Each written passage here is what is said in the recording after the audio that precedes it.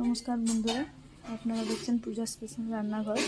তো আজ এই রান্নাঘরে আমি আপনাদের সঙ্গে শেয়ার করব একটি খুব অল্প সময়ে এবং একদম ঘরোয়া উপকরণ দিয়ে কিন্তু একটি রেসিপি। তো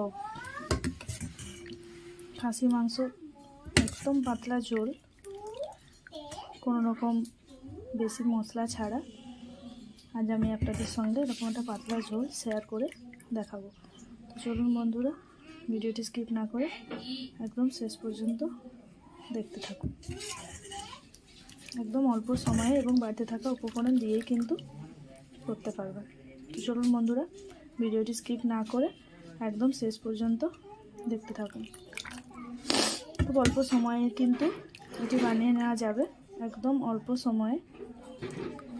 খুব একটা মশলা এতে দেওয়া হবে না, তা আপনারা ভিডিওটা পুরোটা দেখলেই বুঝতে পারবেন। চলুন বন্ধুরা,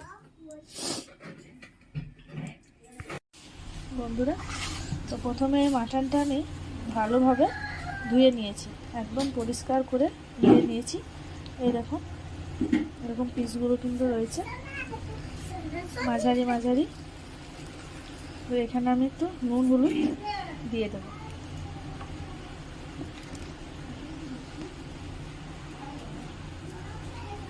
প্রথমে আমি এখানে দিয়ে দিলাম 2 চামচ মতন হলুদ, তারপরে দিয়ে দিলাম একটু সরষের তেল, আর দিয়ে দিলাম পরিমাণ মতন নুন।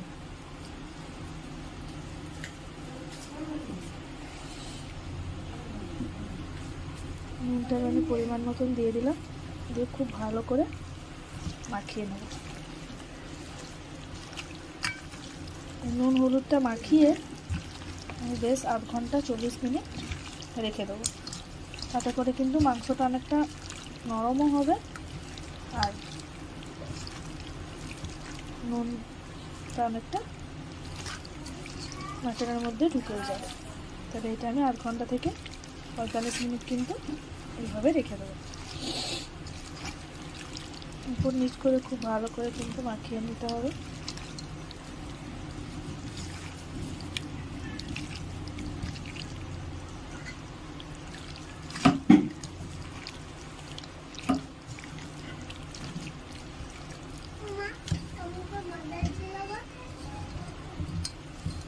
এটা ভেবে রেখে দেবো।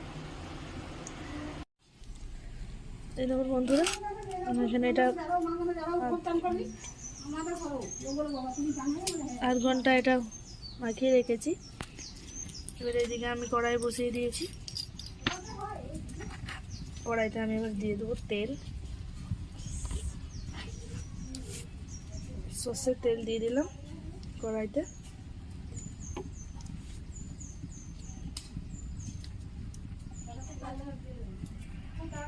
তেলটা খুব ভালো করে গরম করে নেব। আমি এখানে একটু সামান্য হলুদ দিয়ে দিলাম। এরকম বন্ধুরা, তেলটা কিন্তু খুব সুন্দর গরম হয়ে গেছে। এবার আমি এখানে আলুগুলো ভেজে নেব।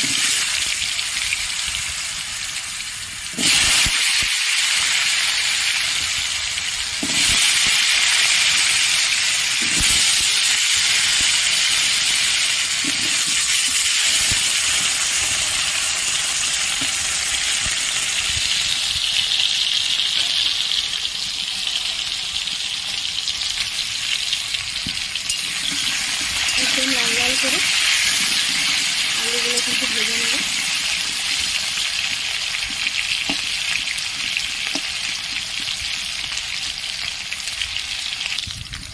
দেখুন বন্ধুরা, আলুগুলো কিন্তু হালকা লাল হয়ে গেছে, আর একটু লাল হলেই কিন্তু তুলে নেব।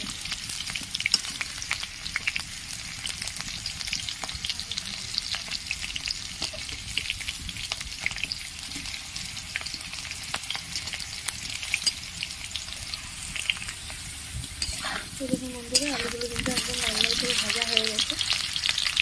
এবার এটা আমি তুলে নেব।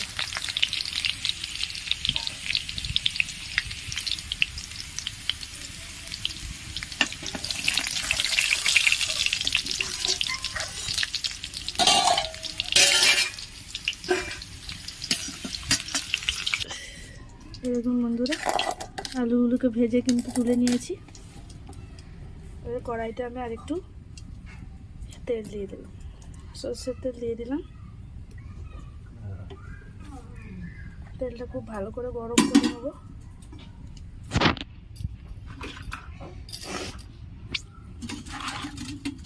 এখানে দিয়ে দেবো দুটো তেজপাতা,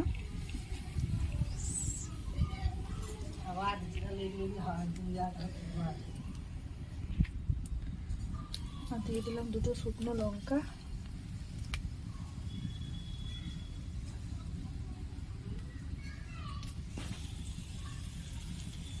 ভালো করে গরম করে নেবো এগুলো।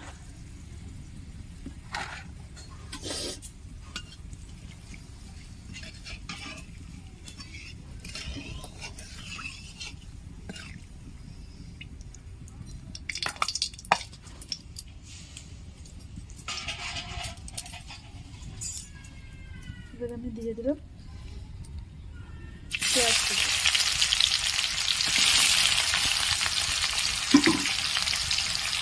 পেঁয়াজগুলোকে লাল লাল করে ভেজে নেবো।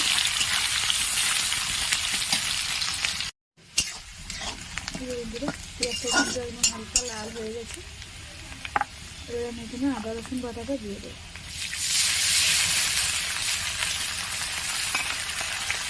আদা রসুনটাকে ভালো করে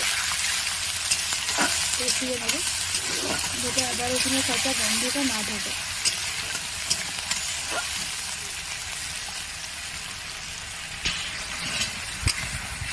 এবার এটা আমি আস্তে আস্তে এতে করে সব মশলা দিয়ে দেবো। প্রথমে আমি এখানে দিয়ে দিলাম হলুদ গুঁড়ো। মাংসটা মাখানোর সময় কিন্তু হলুদ গুঁড়ো দিয়ে রেখেছিলাম, একটু হলুদ গুঁড়ো দিয়ে দিলাম। আর দিয়ে দিলাম জিরে গুঁড়ো।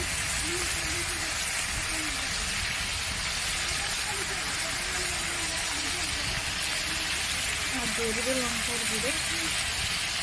ঝালটা কিন্তু আপনারা আপনাদের পরিমাণ মতন দেবেন। এখানে 2 চামচ লঙ্কার গুঁড়ো দিলাম। খুব ভালো করে কিন্তু কষিয়ে নেব। আর দিয়ে দেবো একটু কাশ্মীরি লঙ্কার গুঁড়ো।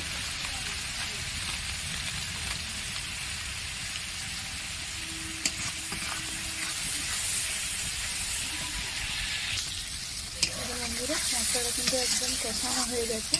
মশলার থেকে কিন্তু তেলটা ছেড়ে দিয়েছে। এবার আমি মাখিয়ে রাখা, ম্যারিনেট করে রাখা মাটনটা দিয়ে দেবো।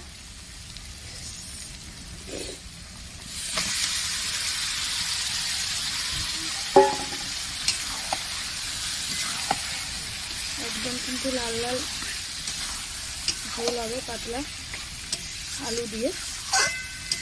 আলুটা আমি একটু পরে দেবো। আলুটা ভেজে নিয়েছি তো, আলুটা কিন্তু একদম গলে যাবে।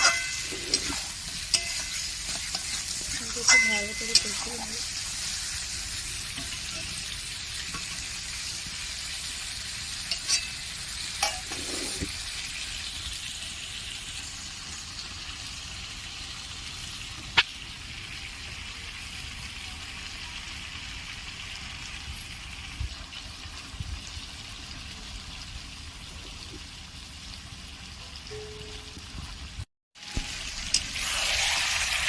ভালো করে এরকম মেরে করে কিন্তু কষিয়ে নিতে হবে।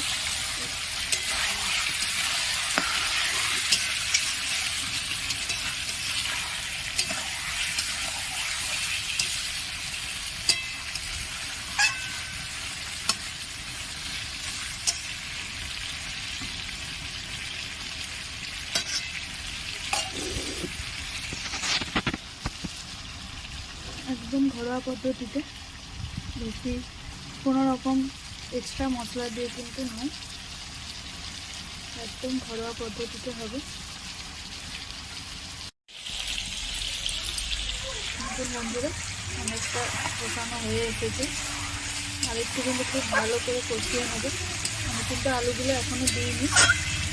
আর একটু কষানো হয়ে গেলে আলুগুলো দিয়ে দেবো।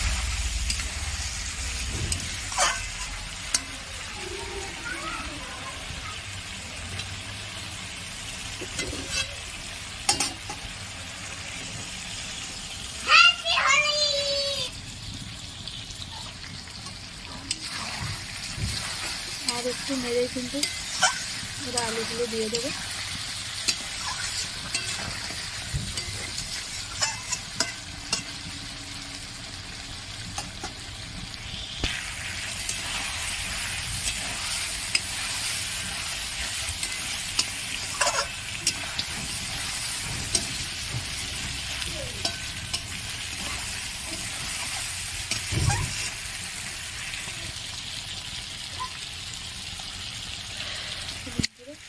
ভেজে রাখা আলুগুলো আমি দিয়ে দিলাম।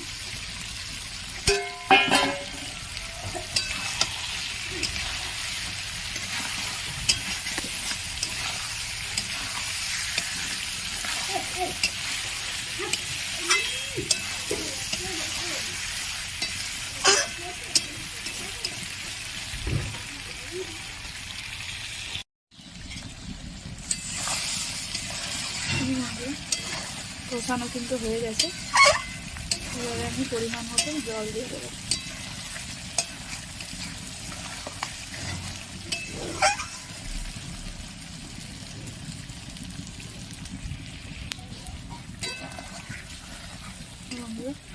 কষানো হয়ে গেছে, আমি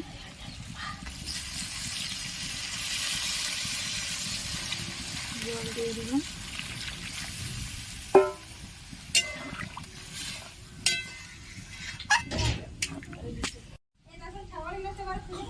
বন্ধুরা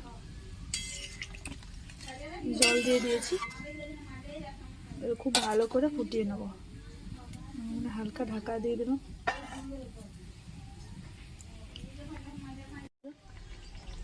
ঢাকাটা একটু খুলে দেখবো ফুটেছে।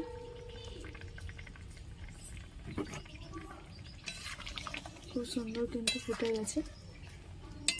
আর একটু কমে গেলেই কিন্তু একটু নামিয়ে দেবো।